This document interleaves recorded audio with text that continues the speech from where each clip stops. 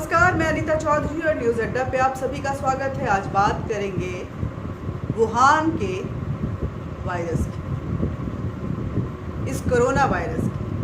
Corona virus को लेकर के हालांकि WHO ने अपनी रिपोर्ट दे दी है, लेकिन इस रिपोर्ट पे कई संशय हैं। एक रिपोर्ट अमेरिकी एजेंसी की भी आई है, जिसको लेकर के अमेरिकी राष्ट्रपति जो बाइडेन काफ़ी एक्टिव हो चुके हैं।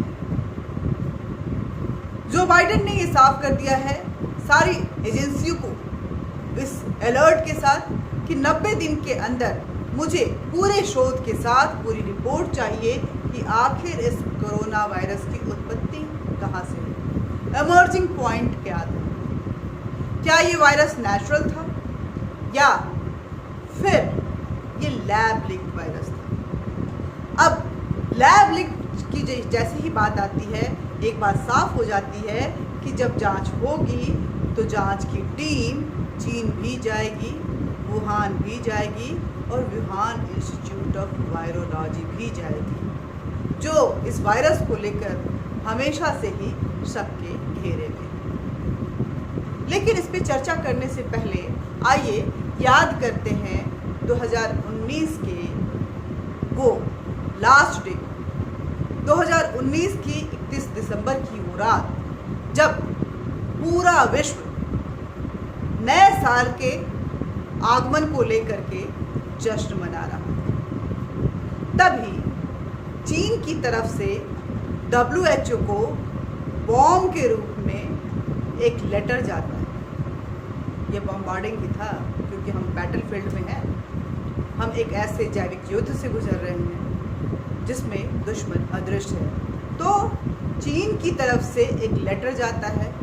उस लेटर में WHO को ये इन्फॉर्मेशन दी जाती है कि चीन में एक तरह की बीमारी आई है जिसमें निमोनिया जैसे लक्षण दिख रहे हैं।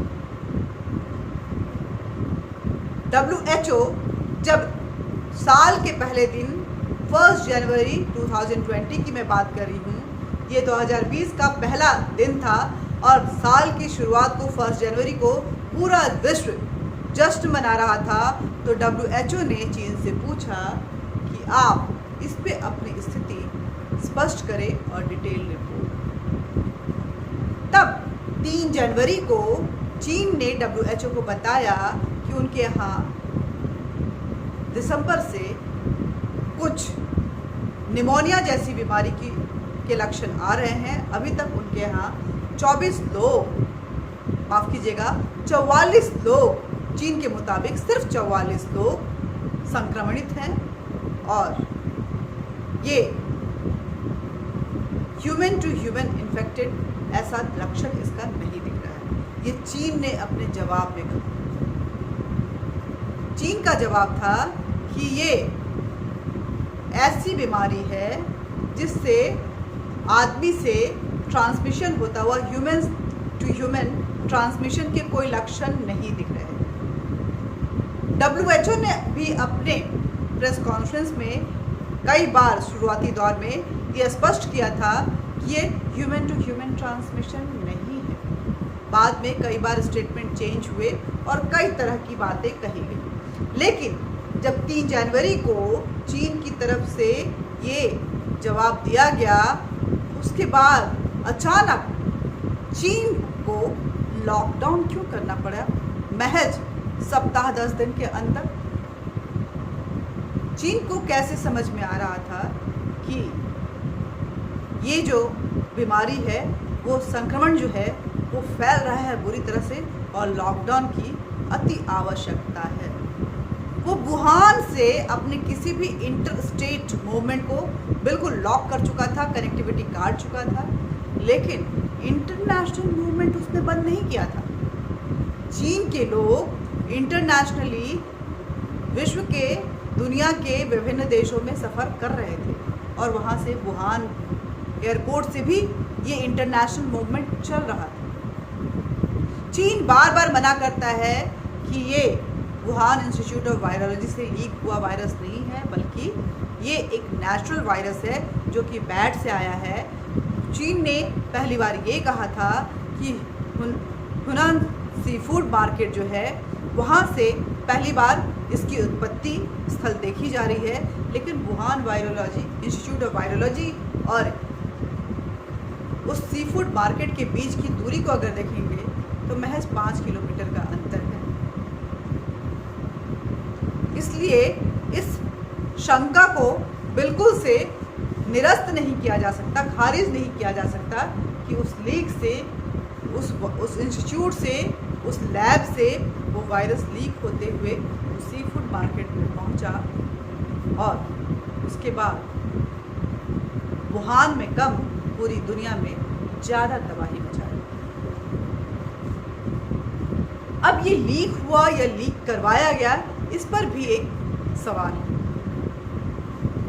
लीक हुआ और सी फूड मार्केट से इसने हर जगह पे फैलाई, ये एक अलग मसला है।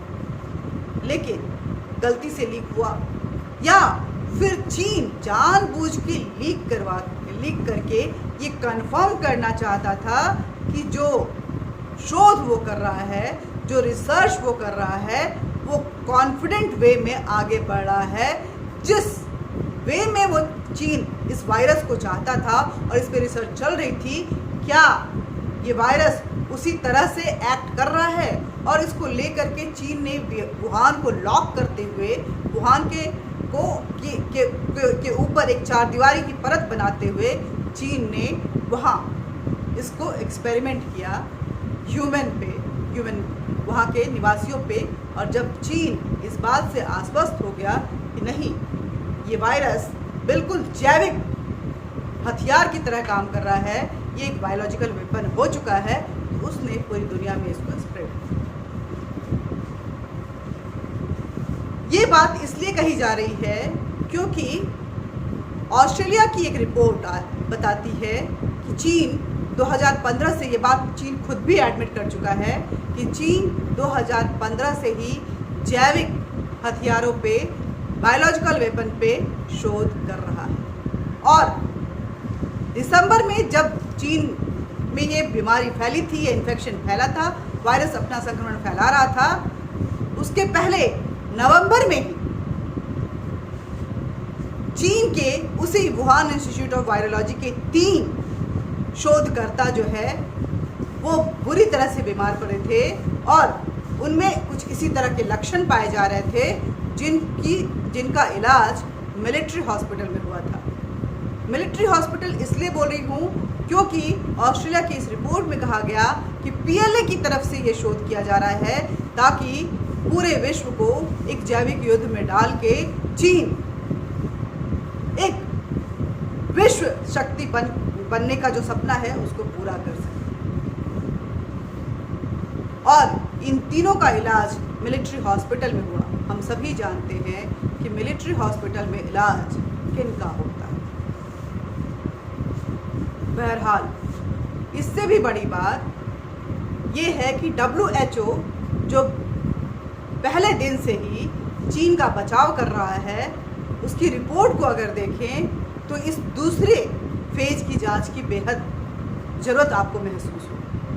WHO की टीम जब वहाँ गई थी जनवरी में पूरी जांच के लिए, इंस्पेक्शन के लिए, तो WHO के कुछ 2-3 मेंबर को चीन ने ये कहते हुए कि इनमें कोरोना के लक्षण हैं, उनको रोक दिया था, उनको वुहान नहीं जाने दिया गया था। और उनका कहना है कि चीन ऐसा करके हाई लेवल का जियोपॉलिटिक्स खेल रहा था। जो रिपोर्ट बनाई गई उसमें भी चीन ने इस टीम को, जो 13 सदस्यीय टीम वहाँ गई थी, उनको हर एक जगह पे एक्सेस नहीं दिया गया है, पूरी डाटा नहीं दी गई है। और उस रिपोर्ट में ये कहा गया है कि ऐसा कहना मुश्किल है कि इस वायरस की उत्पत्ति लैब से हुई है। शायद ये वायरस बैट से या किसी जानवर से फैला होगा। मतलब ये डाउट है और चीन को यहाँ पे बेनिफिट ऑफ डाउट मिलता है कि चीन के लैब से ये वायरस नहीं फैल सकता है। लेकिन वो क्लीन चिट नहीं है, क्लीन चिट इसलिए नहीं है क्योंकि वहाँ पे शायद पॉसिबिलिटीज़ में भी हो सकता है इस तरह के शब्दों का इस्तेमाल किया है। इस बात से भी कह सकते हैं कि जब रिपोर्ट आई तो WHO के चीफ उन्होंने अपने आप को इस रिपोर्ट से अलग कर लिया। उनका कहना था कि इस जो जांच है उसकी जांच की और भी ज़्यादा आवश्यकता है और वो फिलहाल इस रिपोर्ट का हिस्सा नहीं बन सकते। उसके बाद एक 18 सदस्यीय विशेषज्ञों ने इस रिपोर्ट पे कई सवाल खड़े किए क्योंकि 113 पन्नों की इस रिपोर्ट में महज 4 पन्नों में इस वायरस को लेकर के चर्चा की गई, उस पर भी स्थिति कुछ भी स्पष्ट नहीं की गई। उसके बाद अमेरिकी एजेंसी के ये दावा कि चीन 2015 से ही वायरस जैविक युद्ध को लेकर के तैयारी कर रहा था और उसके बाद वो हर तरह की कोशिश कर रहा था कि जैविक युद्ध को एक बार से एक्सपेरिमेंट किया जाए। ये अमेरिका की रिपोर्ट। WHO पहले भी इस बात को मान चुका है कि सार्स वायरस 2003 की अगर बात करें तो 2003 में सार्स वायरस जो फैला था वो बीजिंग के लैब से फैला था और एक बार नहीं 2 बार फैला था। वो इतना आक्रामक नहीं था इसलिए दुनिया उससे घबराई नहीं थी, लेकिन इस बार WHO मानने को तैयार नहीं है क्योंकि चीन की लॉबी वहाँ पे बहुत स्ट्रांगली काम कर रही है। अब चाइनीज़ वायरस की अगर बात करें तो चीन के इस वायरस ने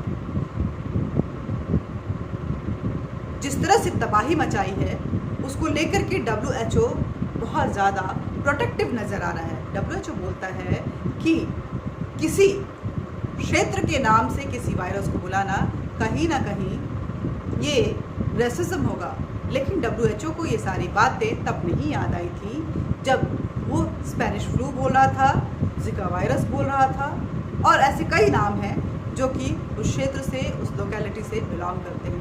या यूँ कहें कि जब इस वायरस के वेरिएंट्स आने लगे और लोगों ने Britain variant, Indian double mutant इस तरह के नाम का इस्तेमाल किया तो WHO ने तब तक कोई स्टेटमेंट अपनी जो सोच है उसको व्यक्त नहीं किया जब तक कि WHO के पास उस पर ऑब्जेक्शन नहीं जताया गया।